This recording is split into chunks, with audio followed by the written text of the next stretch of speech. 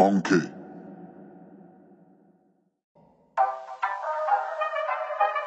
Salut à tous et à toutes les amis, j'espère que vous allez tous très bien. On se retrouve pour une nouvelle vidéo Mercato. Dans cette vidéo, on va parler de l'actualité de l'OM de ces derniers jours, pas mal enflammée comme d'habitude. Et on va donc, sans plus tarder, commencer par un peu parler de Pablo Longoria et de ses intentions pour ce Mercato. Puisqu'en effet, la Provence nous en apprend plus en nous indiquant que ce Mercato devrait être très agité. Un peu comme on a eu l'année dernière et même il y a 2 ans si vous vous rappelez bien. Plus de 10 joueurs devraient quitter le club pour autant d'arrivées. La raison est que, selon le président marseillais, une régénération de l'effectif serait nécessaire, dans le sens où il faudrait à ce qui paraît recruter des joueurs plus adaptés au style Tudor, qui seraient donc prêts à supporter mentalement et physiquement ce que le coach demande. Bon, pour donner mon avis, je suis pas forcément très heureux d'apprendre ça, puisque chaque mercato, de devoir recruter une dizaine de joueurs pour une dizaine de départs, ça démontre quand même un manque de stabilité au sein de l'équipe, ce qui n'est pas bon selon moi. Avant de passer aux infos purement mercato, on va parler de 4 joueurs qui sont dits comme intransférables pour cet été. 4 c'est peu selon moi, mais ça rejoint un petit peu logiquement le fait que beaucoup de départs et beaucoup d'arrivées sont à prévoir cet été. Selon la Minute OM, ces 4 joueurs s'agirait de Jonathan Klaus, Valentin Rongier, Chancel Mbemba et Jordan Verretou. La volonté de Longoria serait donc de construire l'équipe pour la saison prochaine autour de ces 4 piliers, qui ont quand même plutôt bien fait leurs preuves dans l'ensemble, même si du côté de Klaus c'est un petit peu plus discutable. À vous de me dire en tout cas ce que vous pensez, si vous êtes d'accord ou non avec cette décision-là. Autre info toujours en dehors du mercato et qui concerne cette fois-ci le cas de Pape Gueye, et pour être plus précis, son affaire du transfert avorté à Watford. Pour rappel, l'OM avait été sanctionné l'année dernière d'interdiction de recrutement pour 2 mercatos successifs, sauf que le club a pu esquiver cette lourde peine en faisant appel au TAS qui devrait donner sa décision finale d'ici fin juin, si on en croit en tout cas les infos de l'équipe. Ce serait donc une question de temps avant qu'on ait le verdict final de cette affaire, et donc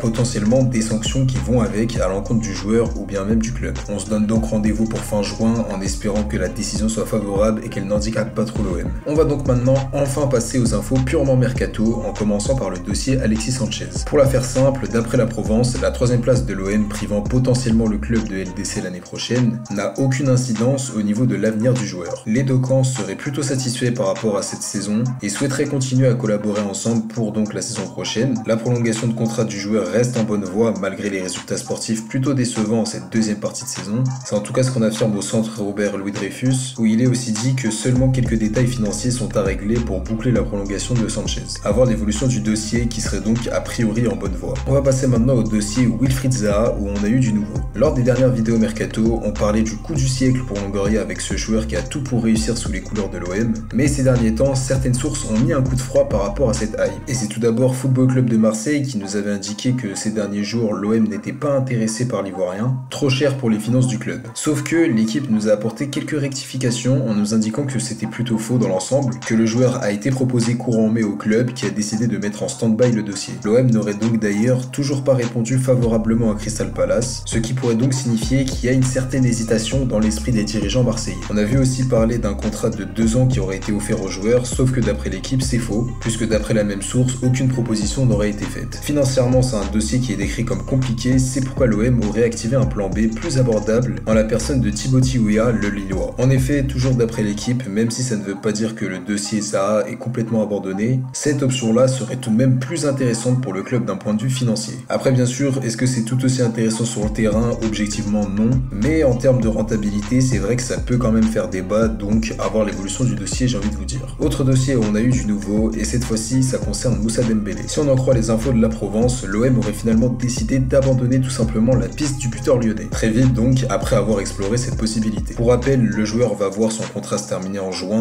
c'est pourquoi l'OM aurait tenté sa chance pour le signer libre, mais le truc c'est que d'après la Provence toujours, les demandes salariales du joueur seraient beaucoup trop élevées, ce qui fait que le dossier aurait été carrément abandonné. Ça va donc pas plus loin, après à voir si jamais ça se décante ou pas, ce qui paraît tout de même très peu probable. On va parler maintenant de l'avenir du coach Igor Tudor qui fait grand débat au sein de la communauté OM.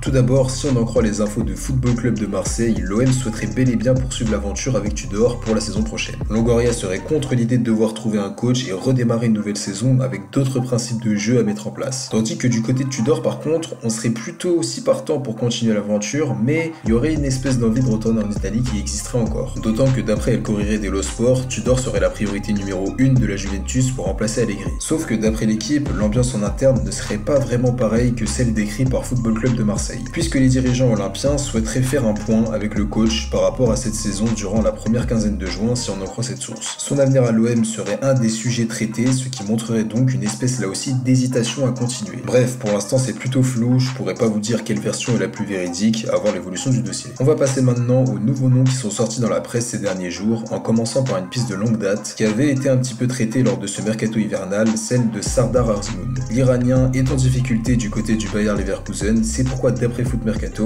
le dirigeant marseillais se serait un petit peu plus intéressé à son cas sans pour autant avancer concrètement dans le dossier. Pour l'instant ça va pas plus loin que ça, donc à voir l'évolution du dossier. Dernière info de cette vidéo, toujours un nouveau nom sorti dans la presse donc, qui est cette fois-ci celui de Luis Alberto, l'espagnol expérimenté de la Lazio, car s'approchant de la trentaine. D'après El Corriere dello Sport, l'OM serait très chaud pour attirer le joueur pour la saison prochaine, tandis que Lyon et Monaco seraient aussi des prétendants sérieux. À voir l'évolution du dossier qui me paraît plutôt intéressant pour un joueur qui voit son contrat se terminer en juin 2025 pour rappel. Et donc voilà les amis, c'est déjà la fin de cette plutôt longue vidéo. N'hésitez pas à me dire si elle vous a plu dans l'espace commentaire. On se retrouve très vite, d'ici là prenez soin de vous, c'était Kalash OM, ciao à tous.